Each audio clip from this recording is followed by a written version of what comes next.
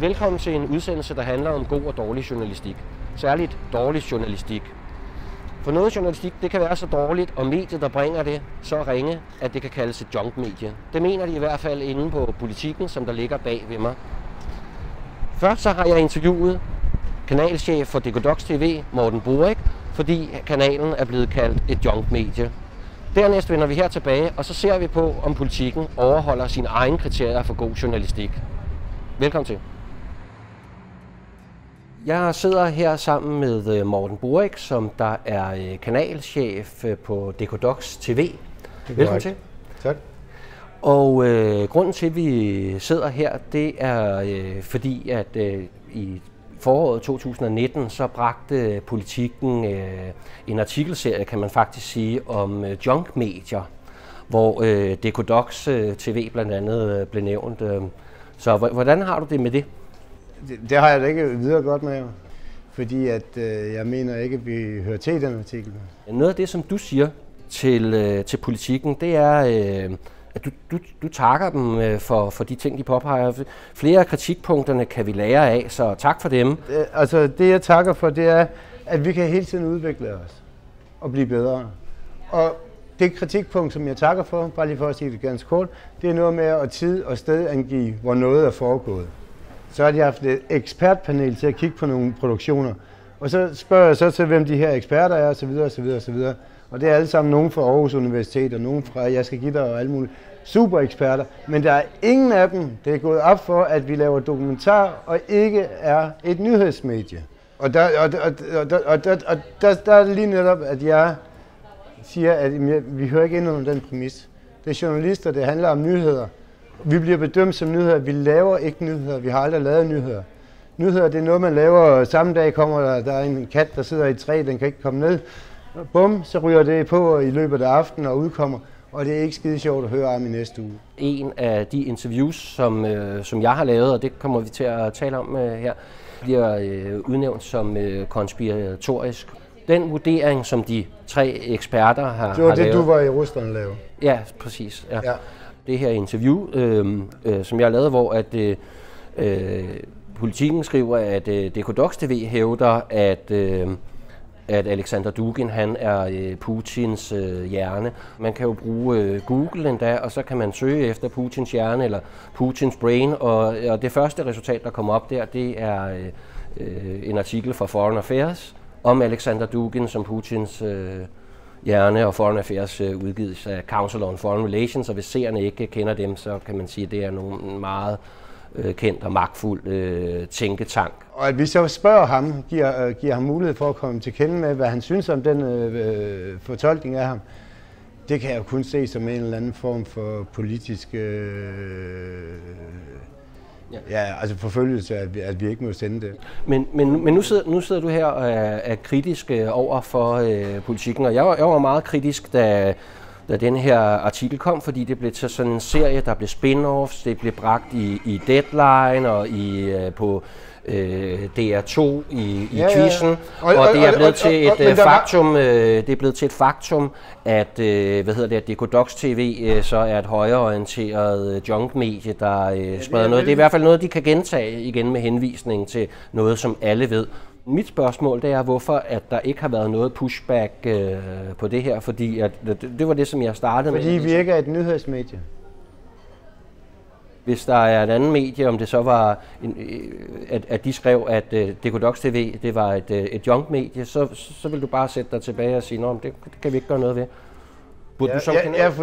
Fordi at hvis de sætter vores brand lige med junkmedie, så har de ikke forstået præmissen for det, vi laver. Men du er jo ikke gået ud og gået i rette med det. Nej, fordi de forstår ikke præmissen for det, de foretager sig. Det er jo dem, der fejler at lave god journalistik. Ja, men det, jeg spørger dig om, det er, hvorfor du som kanalchef ikke har været ude og forsvare kanalen efterfølgende mod de beskyldninger, der kommer i Politikken, og som der bliver gentaget. Fordi der er ikke nogen fra Horisont eller alle de der programmer, du taler om, der har ringet til os. Vores nummer står på vores hjemmeside. Alting står der. Lad os nu sige, at nu har vi en eller anden, de findes stadigvæk abonnenter på Politiken, som der sidder og læser Politiken, og som der sidder og ser Deadline og DR-TV, og tror, det er rigtige nyheder, det de ser. Og så får de at vide, at DK Docs TV, det er et junk-medie. Nå, siger de så, men hvis DK Docs TV var uenig, så står det sikkert et sted. Men hvor kan man se, at du er uenig med det, der står i Politiken? Fordi jeg mener mere eller mindre, at de her udsendelser, de har jo ikke spurgt til os, jo. De har spurgt til jeg har hørt mange af de andre kanaler, Dagens, som jeg sagde, og alle mulige andre være ude og få tid til at forsvare sig. Vi har ikke fået noget tid til at forsvare sig, så jeg mener måske også, at de kan se, at vi hører ikke til det blandt. Nå, okay, ja, fordi jeg ser det jo mere sådan, at den, der tiger samtykker, men du tænker, at fordi at DK Docs TV ikke bliver spurgt, så er det fordi, at man har sagt, at sådan var det ikke alligevel? Nej, jeg tænker da bare, at det er jo fint nok, at vi får noget eksponering, og så tænker jeg, at de brugere, vi har, de er kloge nok til selv at vurdere, hvad der er nyheder, og hvad der er faktaprogrammer og dokumentarer. Men synes du ikke, det er vigtigt for alternative medier, som der er en klapjagt på, altså på sociale medier og andre steder og i den etablerede mainstream presse, at når alternative medier de bliver uberettiget kritiseret, bør de så ikke forsvare sig? Altså, hvad skal de gøre?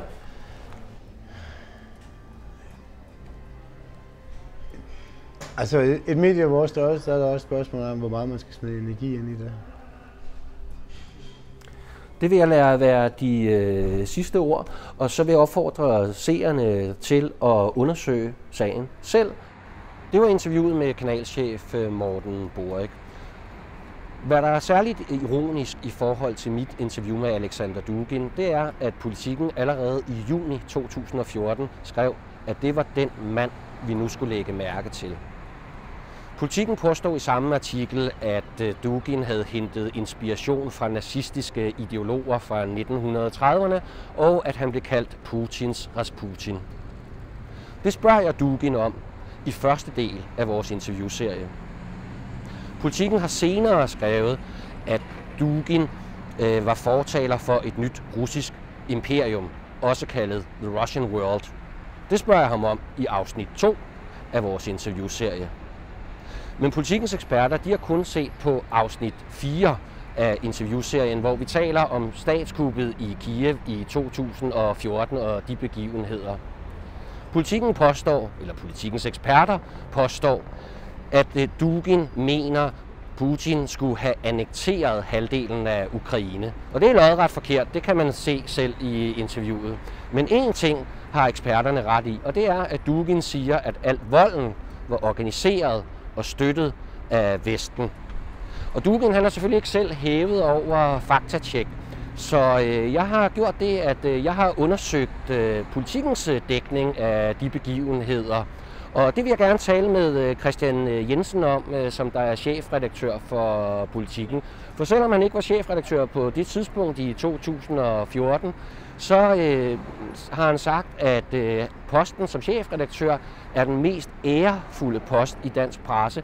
Og det sætter en høj barre for Politikens egen journalistiske kvalitet. Så det håber jeg får lejlighed til at tale med Christian Jensen om. En anden ting, som seerne skal være opmærksom på, det er, at definitionen på junkmedie, det er noget, som Politiken selv har opfundet med inspiration fra udenlandske universiteter. Og det vil altså sige, at man kan selv bestemme, hvad et junkmedie er. Og der spørger jeg mig selv, når man som Politiken dækker det første og meget vigtige topmøde mellem Ruslands og USA's præsident, og så tilføjer en historie om, at russerne de blander sig allerede, og de blander sig i det danske og det svenske og det finske valg, og vi skal passe på.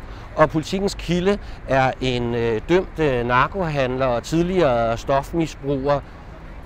Ja, så tænker jeg, for at bruge Politikens eksperters egne ord, at det har sådan en undergravende karakter, og det lyder konspiratorisk. Og det gør det måske til junk news for mig. Men det må du som seer jo selv vurdere. Tak fordi du så med.